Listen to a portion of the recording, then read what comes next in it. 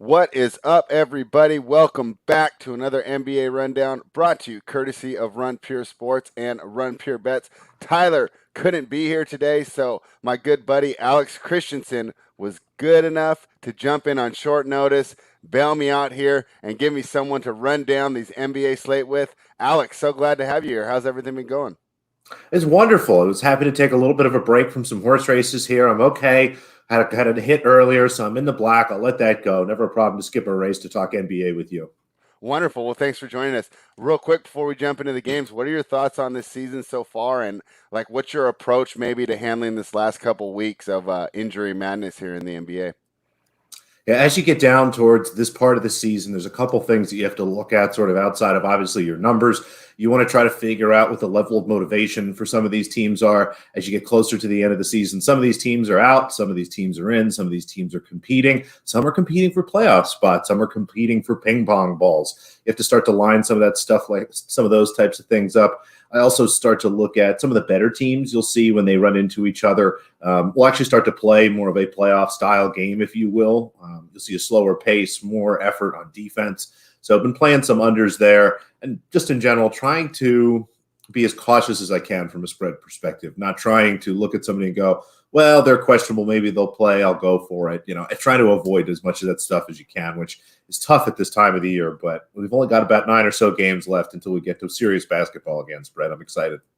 Yeah, and as a couple of gentlemen who kind of made their way in this space, handicapping the WTA, right? We're pretty used to handicapping motivation. So I think that gives us a little advantage here as we go down the stretch.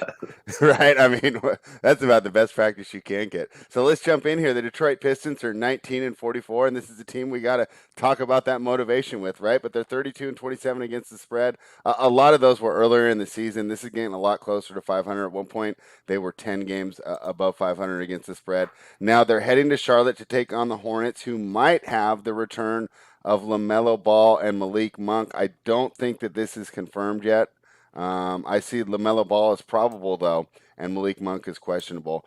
Detroit's decided not to play anyone out tonight. They're missing Mason Plumlee, Dennis Smith Jr., Corey Joseph, Wayne Ellington, Jaleel Okafor, Jeremy Grant, and Rodney Magruder. Hamidou Diallo is questionable, so you are getting the young guys for Detroit. Did you go ahead and get involved in this game? And if so, which way would you look? This is a really tough game. LaMelo Ball back. Maybe it's like a first half Charlotte kind of look. Mm-hmm. Everything here lined up for me. I thought this was a good number. I would tend to want to bet Detroit. I'm not sure why Charlotte is a 7-point favorite, given what they're missing from a player perspective. Yes, Ball being back could make a big difference. It will be his first game back. I wonder if they play him a full load. So, one of the things I'll look at before I consider a wager here, and you should too. Go through some tweets. We'll try to find some local Charlotte media guys, see if they're talking about any kind of minutes limit with him or things like that. But at this point, 7's a solid number. If you want to do attack something, maybe a Detroit team total under or something like that. But nothing stuck out to me as value. Yeah, I was, I for whatever reason, I like a lot of dogs today, and this is one that I considered. But what kept me off was just that matchup with Killian Hayes. With all these guys out, he's going to get a lot of minutes, and of course, it's good for his development. He's just not that good defensively. I don't understand how they're going to do that without running some sort of trap or anything like that against Devontae Graham and Terry Rozier. It just seems like a nightmare there. And of course, the depth won't be there. Charlotte team playing for something, and Detroit's been doing this a little while. I almost call it like a hockey line with day after day. Some days all these guys will be in, other days they're not. So they're kind of indicating to us, pregame. And thank you for doing it nice and early. Which games they're going to try and which games they're not. So I scratched Detroit off my list. Didn't jump in there with Charlotte yet. These first game backs are real rough, right? And we'll talk about it in a bit here, right? Some people come back, like Trae Young came back and dropped 32, right? Anthony Davis came back. It doesn't look like the same player. So kind of tough. So I think there's no shame at all in just passing on this game. Let's go ahead and jump in to talk about the Golden State Warriors, who are heading to Houston to take on the Rockets. The Warriors are laying 8. The total is 232.5. Another team where we got, a team maybe fighting for playoff position. I'm not really sure if the Warriors are. And then the Rockets, who obviously are not. Did you get involved in this game, or is this another stay away for you? So we're going to have a couple of these games tonight. We talked about Detroit, obviously, against Charlotte. That's kind of the first one. Teams not trying against teams that are trying. Golden State should be focused on making the play-in game. There's not really too much for them to do here. I believe they're in the 10th, maybe the 9th spot, but they're basically right there on the edge. They do have, I think, a 3-game lead over whoever the next team is. So Pelicans. they have a little comfort there. It looks like they're going to be in that play-in game. And if you're the Warriors, you're looking at this Houston Rockets team. They are actively trying to lose basketball games. You put them on the list. We talked about Detroit. We'll talk about Orlando a little bit later. Teams that, like you said, it's almost a hockey thing, right? They're just, all right, these 5-6 guys are out tonight. We'll bring these guys in. It's just a mess. So if you're the Warriors, you're looking at this going, all right, we can win this game. Draymond Green's questionable. I don't expect him to play. I wonder if Curry plays like a 3-quarter game instead of 4 quarters here. And it's just an opportunity for them to get another win, but not try to beat this team by a huge margin and get some people some rest so they can continue to focus on the rest of the season. I would really be nervous here holding, Golden State -8 if we get down to the 4th quarter and, you see Curry start to slow down, head towards the bench, and that back door is just wide open. Yeah, obviously the players aren't as talented, but they're giving good effort, right? When Giannis went down the other night, the Rockets were able to beat Milwaukee. So they're not a team that's completely checked out to me. I'm completely staying away from this game. So I think you gave a pretty good breakdown there. You're right. Houston's trying, but the level of talent's on the floor. I think what a lot of people forget is teams tank, organizations tank, players don't. These guys are playing for contracts. As someone that watched the process Sixers, all those guys tried really hard. Jeremy Grant, part of the reason that he is a person in the NBA and signed that big contract is because he had a lot of minutes with the process Sixers, and people were like, you know what, we'll see what we can do with him. There's a couple guys like that. So even though the players are trying, like you said, they're just completely outgunned. Yeah, so I think the bookmakers did a great job on that game. I think they put it at a number where neither side's appealing. Maybe look to the over, but both these teams have been slowing down, and at 232, one scoreless stretch, from both teams will sink you. And if the Warriors did end up blowing out, the blowout minutes in the slow 4th quarter pace could sink you there. So I think that's a good one to stay away from. Here's one that I'm actually looking to get involved with, but I definitely want to talk to you before I place the bet. But the New Orleans Pelicans are laying 4.5 on the road to the Minnesota Timberwolves, who, against their better interests, have decided it's time to win some basketball games. Chris Finch, while there was some friction when he originally joined the team, I think that you're finally starting to see why Roses chose him. The offense looks so much smoother. It seems like they're running plays, drawing up plays for certain players. They're using Towns more efficiently. Edwards is developing it. I think they have to be pleasantly pleased with his development so far. And D'Angelo Russell's return to bring that Jordan Clarkson style. I'll get you a bunch of buckets and not really play some defense. But hey, when you're struggling to score like Minnesota was, they will take it. I'm interested in the dog here. I was thinking about taking the home dog. It seems like they're playing hard, and even though they should be tanking with that top 3 protected pick, they're not. I was looking at the T-Wolves. What do you think? This one is a really tough game for me because we have two teams that have nothing to play for. They both continue to play hard, and they've got a lot of talent here. From a matchup perspective, it feels like the Pelicans bigs, even with Steven Adams out, should be able to do kind of whatever they want. I think it's going to be a really high-scoring game, and if there's a team that you like, I think, again, you circle back to that team total angle. I mean, the Timberwolves are team total. I'm looking at 117. They don't win this game scoring less than 117 points. So I think if you are on the Timberwolves, again, look at that maybe instead of a spread. It's just hard for me to parse these two teams and figure out what they're doing. I mean, as we talked about tennis, one of the things we like to talk about is form. And you look at the form of both teams. I mean, New Orleans is going this way, and Minnesota, for some reason, continues to get better at the end of the season. So, I guess if I had to pick a side, it's probably Timberwolves, but maybe the team total instead of that +4. Yeah, I mean, trying to parse through this sudden surge from the Timberwolves, I just kind of feel that they've had, even though the pick is protected and they should be tanking, they've been so bad for so long. They need something positive. It almost feels like they're willing to sacrifice just to have something to kind of cling on to for hope going into the offseason. So even though it's against their best interest, I think we're going to get some good effort here, and I definitely lean towards the Minnesota side. Next one, I think that you're jumping in on. It's the Miami Heat, who are -11. They head to Cleveland to take on the Cavaliers. What do you think? Is Kevin Love going to try to play tonight? Who knows? That's really one of my only concerns at this point. I actually played this at a worse number this morning. I got up and grabbed the Cavs plus 10.5. I'm actually Hmm. staring at 11.5 right now. Yeah. Cleveland and Miami have been really bad teams against the spread. Cleveland at home when Colin Sexton plays is actually pretty solid. We've got Colin Sexton. We've got Jared Allen. So I've got a lead guard. I've got a rim protector. As I start to look at some of my projections and numbers, Miami has not been blowing teams out. They've been playing really close games. Circling back to kind of what I said about the Warriors, they are, I think, trying to hold it together for the end of the season, and they're not really interested in beating teams like this by a lot of points. So with double digits, Cleveland at home, again, where they've been much better, I was happy to take the points here, despite the fact that Kevin Love did something I've never seen before, Spread. He played 22 minutes of basketball. He had 10 rebounds, even had like a couple turnovers and assists. I think maybe a steal or a block somehow by accident, and he shot the ball 0 times. Yeah. Not a 2, not a 3, not a free throw, nothing. Not one single time did he shoot the ball. So who knows what's going on? I should have sent you the info. I heard he was reading Dennis Rodman's autobiography in the locker room before the game. So, I mean, in a way, this is the ultimate tank move, right? You just send him in there, and you're like, "What? We're just trying to play our guy, get him some minutes, and we'll see." So, despite Kevin Love, hopefully he cares, or they just don't play him. But either way, I think the Cavs have enough to keep this close. Right. And when you mentioned that players don't tank earlier, we should have mentioned that's like players under 27 and 28. Right, these older guys that Kevin. He's not getting another big contract. He's done pretty well for himself in his life. So some of these older guys we do have to worry about. Who's another one that's in the previous game is Eric Bledsoe. That guy seems to have checked out a couple times too. So all right, well, you like the Cavaliers there. I'm afraid to join you here, and I've been so for good reason.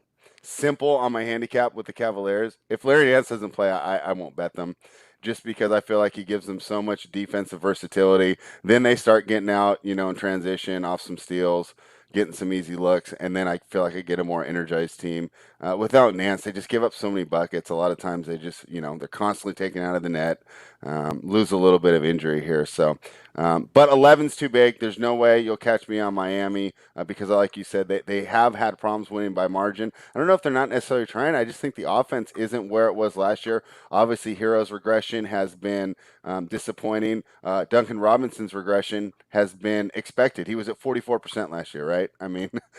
Maybe that's sustainable, and someday maybe it will be because some of the stuff they're doing now I would never believe. But that was a little bit to be expected. But yeah, Cleveland are past there for me. So, but you're a brave man jumping in. I think that there's no problem staying away on this game as well. Let's talk about another game that I was considering the dogs, but I will need some injury news. The Chicago Bulls are +5 heading to Atlanta to take on the Hawks -5. The news I'm waiting on is Bogdanovic. I think that if Bogdanovic is out, I might take a shot with the dog here.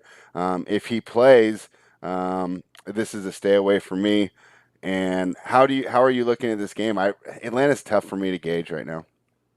I don't love the matchup for Chicago. Collins can hang with Vucevic for a little bit. Okongwu's younger, but at least it's some size to put on the floor. They kind of have some of the defensive pieces you need to slow somebody like that down. Conversely, on the other side, if Young is playing, and I assume he will be, it is a back-to-back. He played his first game back last night. We'll see. Maybe it's a reduced minutes thing or they give him some late rest.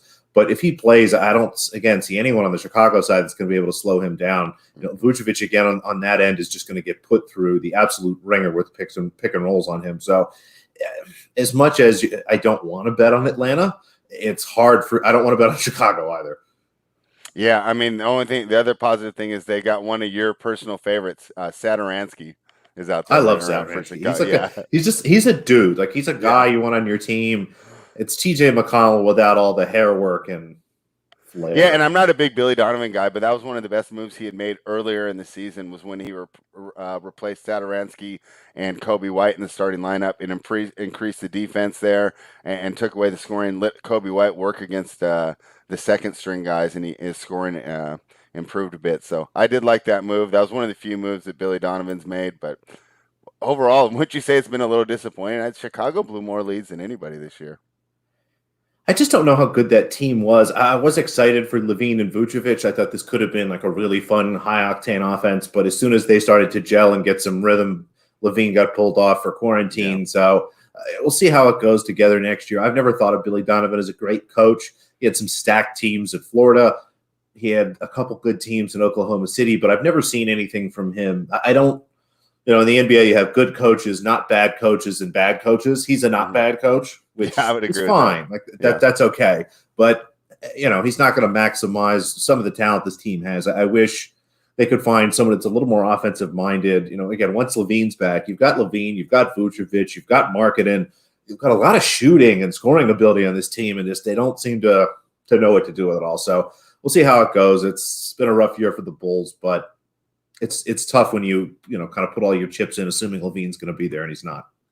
Yeah, I mean, that was too bad. And the fact that he's been out for this long makes me think that this isn't, one of those ones where I don't feel any symptoms. I'll be right back. I mean, he could not. I mean, Tatum took, 3 or 4 months to get back to full strength. So maybe a blessing in disguise for Chicago. I'm not sure. I don't know how much getting to the plane and getting stomped really helps. But then they gave away the draft pick for this year, right? Right. Oh, so It's not a good situation. And like you said, if they make the play in, I guess it's like one game of extra revenue for the team and stuff, but they're not going anywhere. Yeah, too bad. So, so I don't know if Bogdanovich is out though, I might be looking to jump in there on Chicago. I like grabbing the points here in a lot of these. I think Chicago is the side I'd rather have because again, I don't expect Trae Young to get a full load of minutes if he does play on the back-to-back coming off the injury, but we'll see. I find it odd that the number is actually this short. Yeah, and that makes me think that Bogdanovich is not going to play. And then again, maybe Young will be limited too. There's just not to sound like a bad radio talk show guy, but the number is speaking to me. No, and the fun thing about doing this show, and I didn't think about it when we set up the start time, is the injury report will drop halfway through. So in 10 minutes, we might be doubling back as all these lines fall off the board as we get the updated injury report. So we'll circle back to that if we get something that's interesting. Have to go back and fire an intern. Yeah, let's jump in on the this is a game I actually was thinking about taking the favorite here. It's one of the few favorites I like today. The Indiana Pacers heading to OKC to take on the Thunder. I told you I have a simple handicap for the Cavaliers. I do the same thing for the Thunder. Is Lou Dort playing? If not, I'm going to fade them. Of course, the worry here is that Indiana is just a walking mash unit right now. But some good news here with Sabonis, Lamb, Brogdon, and Batatse all questionable. I almost want to jump in now before that report drops. What do you think? Just play Karis LeVert overs. Isn't that simpler? Yeah, it is actually.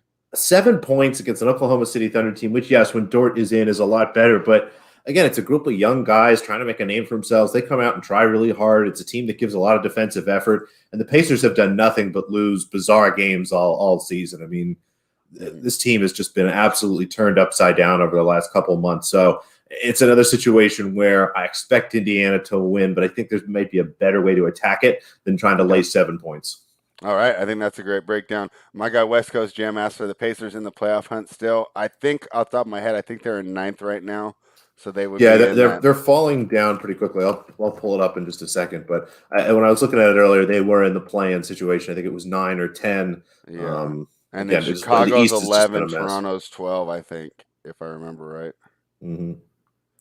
So, and Washington's up to 10 now, right? But Washington's actually pretty firmly in 10. We've started to get some separation. So at 10 is Washington. Half a game ahead of them is Indiana at 9. A game ahead of them is Charlotte at 8. And then you've got some separation again. 2.5 games ahead of them is Miami. But then that's pretty close. So you've got Miami, Boston, and Atlanta. Atlanta's 5, Boston 6, Miami 7. That's all within a half a game. So the last week and a half, 2 weeks here is going to be pretty fun. I think that's one of the great things about the play-in is that the 6 to 7 matters now, right? So before it's just like, okay, who's going to be the sacrificial lamb to either, the Bucks or the Nets or the Sixers? But now it matters a little more. So that'll be a lot of fun. Our guy Joey worked through 2 futures bets in. He took the Lakers at plus 350, Clippers at 500. Joey, that's because you've been hanging out in LA for work. They went ahead and converted you. I'm sure you'll be looking forward to heading down there again. Let's talk about a game that we'll probably talk about real quickly. The Memphis Grizzlies minus 11 at the Orlando Magic. They played last night. I think they won by like 17. Is there any reason why this doesn't happen again? I think it's Memphis or pass here. The only concern is the schedule spot. Memphis is on a back-to-back at a 3-4. Yeah, if I'm going to play this game, I'm actually not laying the 11 and a half. I'm going to sell some points. As I start to look at some Go alt like spreads 15. here in front of me, I mean, minus 13 is plus 106, minus 15 is plus 145, minus 17 is plus 200. Pick a couple numbers like that. I don't see any value in laying juice here on a big number. If Memphis covers, they win by a lot. If this game lands on 11 or 12, you can DM me all sorts of horrible things. That's fine. But I don't see any reason to, be laying juice in a situation like this where it's a big number. It's a team in a bad rest spot who might just let off the gas a little bit at the end, and then all of a sudden you're sweating some sort of ridiculous three or foul situation at the end. So I'm not laying juice and this big of a number, but I would look at some stuff like that. Again, minus 13 is plus 106, minus 15 is plus 145, minus 17 I like the plus 15. 200. That seems like the sweet spot right there. I think maybe you take all three, like take a unit and split it up. Maybe go like half a unit at 13, like 0.3 units at 15, and then 0.2 units at 17 or something. Just build yourself a little Memphis portfolio. But and these situations, like we talked about at the beginning of the show, there's so much uncertainty here, and you don't want to be left holding the bag with a big number on a team that takes their foot off the gas in the fourth.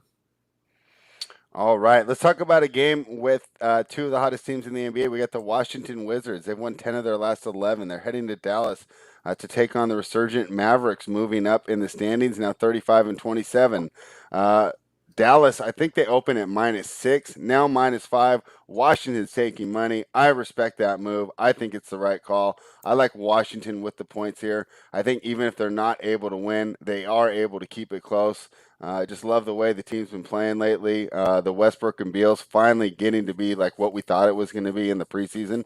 And I just I trust this Washington team a lot more than Dallas. I think that Dallas, they've really done a bad job of surrounding those players with Luka. Most of them, I think, have regressed since last year, except for our guy Jalen Brunson, who has been, I think, the lone bright spot of the reserves. But I think Hardaway's played worse. Finney Smith played worse. Josh Richardson's like whatever. I can't believe I actually thought that was a good trade for Dallas. And of course, Porzingis has not been the same since that knee injury. Doesn't seem to have the same confidence bounce. I think he's out tonight too. Yeah, he's always out, isn't he? Does that even matter? Well, I see him as questionable right now. Yeah, you have to kind of assume that he might be out. It matters a little bit. I think Washington is the right side here. The only thing that holds me back a little bit again is the bad rest spot. It's a back-to-back. It's a 3-4 for them. This would be another spot where instead of maybe grabbing the +5, play a Washington money line and then the team total over. If they're going to cover, they're going to score a bunch of points and they'll probably win this game. It's Dallas. They can't hold on to a lead late. So, again, I would be looking at a team total over here. And I might actually add that. I didn't realize it was only 114 for Washington. That seems low. Yeah. It does seem low. Another thing that you can do when you're talking about that money line, so right now if you're doing it, it's at +176. If they get out to a lead and you get scared, you can grab a +150 for Dallas, right?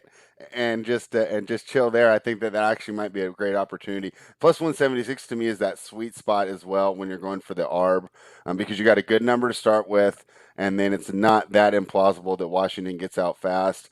Gets a little bit of a lead. It's not too much, so they'll give you that plus money on Dallas going, into halftime or the third quarter, and then you're kind of hedging against the fatigue loss because a lot of times on those fatigue fades, you don't see them kick in until the third.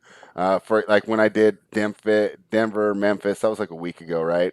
But it was basically a fatigue spot, right? I don't think the matchup was as favorable as how heavy it was on it.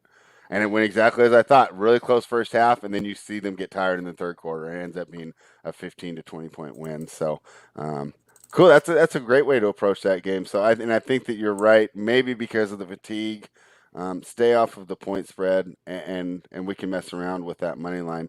Here's another game that I'm really interested in the point spread. It's the Denver Nuggets grabbing 5 in Los Angeles against the Clippers. And once again, we got to talk about this questionable injury report. The big name, of course, Kawhi Leonard, and I even pronounced it right, so you got to be proud of me there. And I like when you said Kawhi. It was more fun. Yeah, Kawhi. Kawhi. It was fun. Go for it. Yeah. Be yourself. Yeah. So what do you think about this game? I like the Nuggets here. I like the points. I think it's just like the last one. I think even if they lose, they keep it close.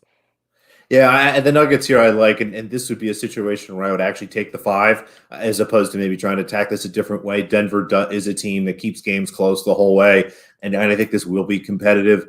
It's an interesting line. Clippers -5 is a Kawhi in line. But Yeah. based on the way I look at my projections, I start to make some adjustments.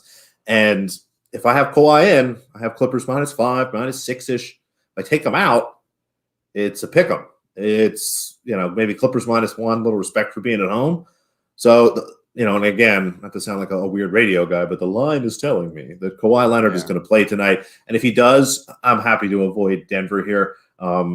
If Kawhi's in, the Clippers are going to have everything they need from a defensive perspective, everything they need from an offensive perspective, and have just enough big guys and enough pieces here to slow down Jokic a little bit. Conversely, the Nuggets are just going to be totally outgunned. They don't have anybody to guard Kawhi, let alone anybody to guard Kawhi and Paul George. It's just a really tough matchup for me. So if Kawhi's out, I like the Nuggets. I think that it's probably a pick 'em, maybe even, honestly, Nuggets a small favorite without Kawhi. But for the time being, it seems like he's going to play, and if he does, I think this number's kind of right on the nose. All right. Yeah. So we're a little bit opposite here because I do agree with you. The line says that Kawhi is going to play, and I still like the +5, and I think that he will play. A big reason I think he's going to play. Check out the standings. Los Angeles Clippers 43-21. Denver Nuggets 42-21. So this game will matter. And who's sitting in this little 5 spot right now? The Los Angeles Lakers. Do you think the Clippers want to play them in the first round? No. Yeah, I would think that's going to give him a little extra motivation. I don't think that he will, unless it's serious. I don't think he's going to sit out. But I like the Nuggets regardless. So we will see how that turns out. That should be a fun one to watch, though, regardless, right? I mean, even if you don't end up jumping in on the game. Yeah, this is a must watch. This game will be absolutely fantastic.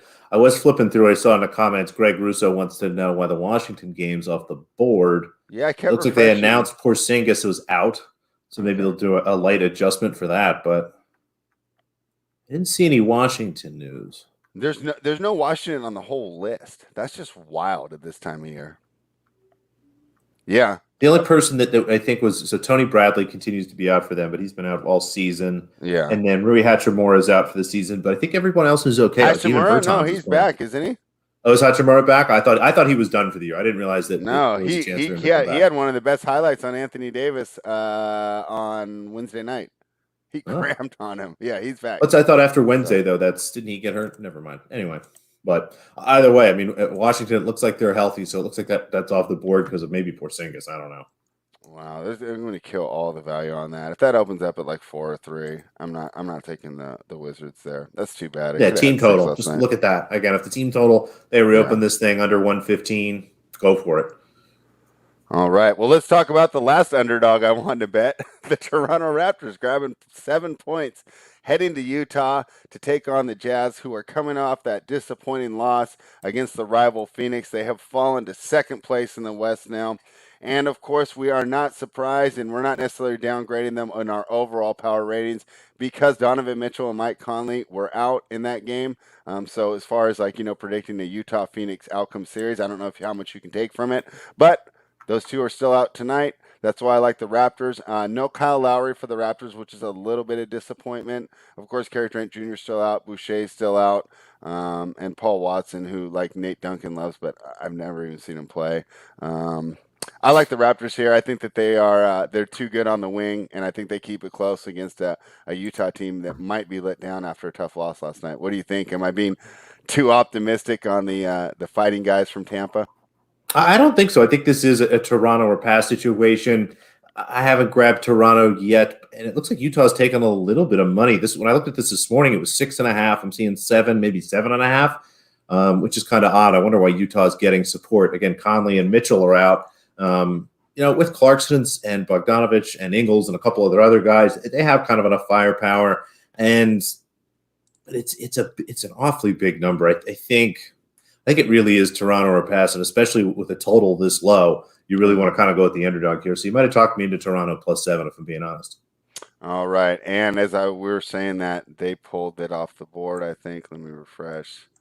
And I just refreshed also the injury news, and I don't see what caused them to do it because it looks pretty close to the same.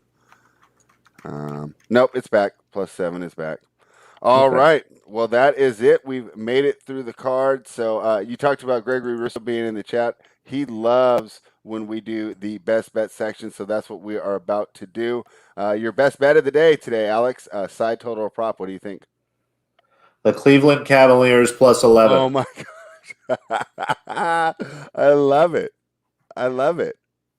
The Cleveland Cavaliers +11. My next second, I mean, that Washington team total over. If they come with under 115, I'm going to pop that on the over. And then I think you talked me in Toronto +7, but it's again, hold your nose, folks. Bet it, don't watch it. Cavaliers +11. All right, and that's where I'm going to go. I'm going to take Toronto +7. I just like the matchup of their wings tonight. I think Anunoby and Siakam will do quite well. And it's weird because in my head, I wouldn't think it's this way, but if you look at the numbers, they actually absorbed the loss of Lowry much better than they absorbed the loss of Van Fleet. Which in my mind, I'm surprised because you kind of you think of Lowry and he brings the intangibles, right? He's the tough guy on the floor, taking charges, getting physical, right? But for whatever reason this year, their record when Lowry is out is pretty good, and it's pretty bad when Van Fleet's out. So I get the guard that I need in there tonight. I think that they will cover the 7 points. So before we get out of here, do you want to tell everybody where you can find the multitude of content that you publish weekly? The best place to start, you can find me on Twitter at _Noops. That's just the word spoon backwards. And be sure to find me on the BetSperts app. It's my name, Alex Christenson, there with no space. I host the Brown Bag Bets Monday through Friday. That's at 11:30 Eastern, myself and Andy Molitor. We've also got Eat Sleep Tennis going. It's a great tennis show. We do it about once a week. Obviously, scheduling is various with tennis. You will see Spread and I on the Net Worth Pod. We're going to have an NBA show again soon, folks. Sorry for the hiatus and all sorts of other stuff. But yeah, start on Twitter at _Noops, and the rest will be easy to find from there.